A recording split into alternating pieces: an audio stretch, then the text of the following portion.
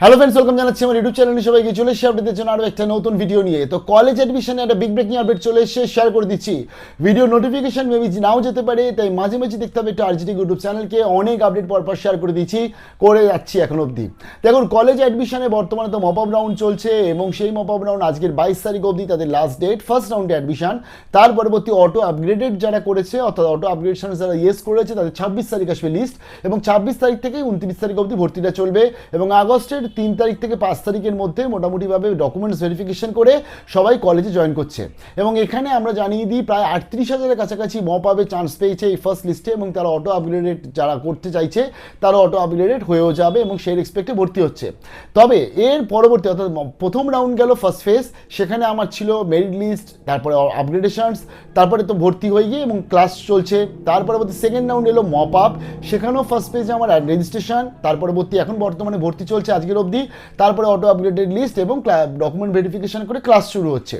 Third round যেটা হয় প্রত্যেক বছর হয় সেটা হচ্ছে স্ট্যান্ড অ্যালোন অ্যাডমিশন, অর্থাৎ কলেজ টু কলেজ নোটিফিকেশন বার করে তারা কিন্তু ভর্তি করিয়ে থাকে।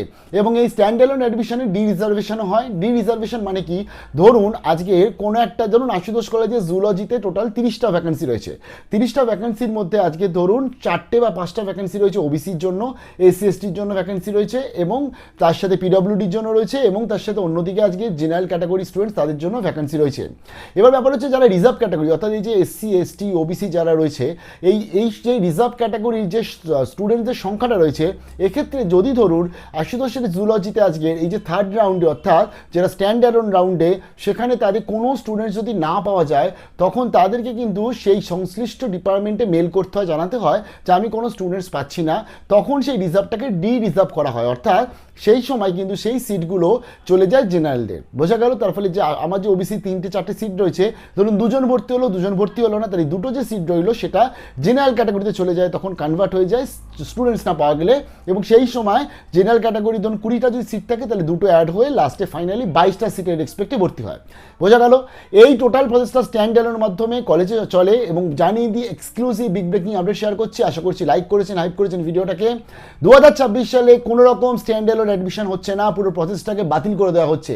2026 সালে আপডেট অনুযায়ী পুরো প্রসেসটা চলবে WBCAP-তেই, অর্থাৎ এই বছর থেকে 450+ কলেজেস যে রয়েছে এবং তাদের যে টোটাল ভর্তি প্রসিডিওরে থার্ড রাউন্ড অর্থাৎ যে রিমেনিং সিট ভ্যাকেন্ট সিট থাকবে, সেই ভ্যাকেন্ট সিটেরও কিন্তু ভর্তি হবে WBCAP-র আন্ডারেই ভর্তি হবে।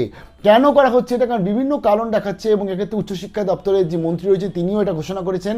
এবং এটা করার সবথেকে বড় কারণ হচ্ছে যাতে কোনো কাটমানি বা কোনো ভায়া হয়ে কেউ যেন না যায়। কারণ আমরা বিভিন্ন এর মধ্যেও কিছু আপডেট পাচ্ছিলাম, কেউ নাকি বলেছে এই কলেজে ভর্তি করে দেবো, তার জন্য টাকা দিয়েছে সিনিয়রদের।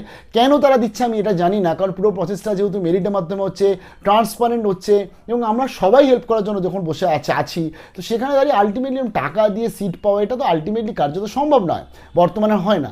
তো এই পুরো প্রসেসটাই যাতে স্বচ্ছ থাকে তার জন্য এই প্রথমবারের জন্য WBCAP-র আন্ডারে কিন্তু ডি রিজার্ভ হবে।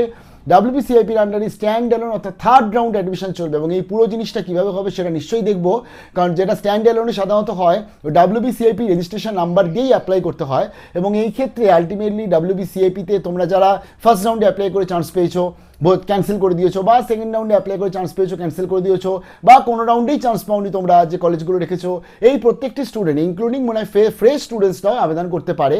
তো তার ফলে এই সব স্টুডেন্টসরা মিলে কিন্তু ওই থার্ড রাউন্ডটা WBCAP-র আন্ডারই হচ্ছে। তার পর আপডেটগুলো শেয়ার করে দেবো।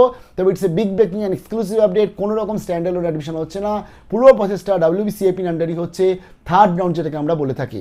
পরবর্তী আপডেট নিয়ে চলে আসছি, স্টেট অফ দি আরজিটেক।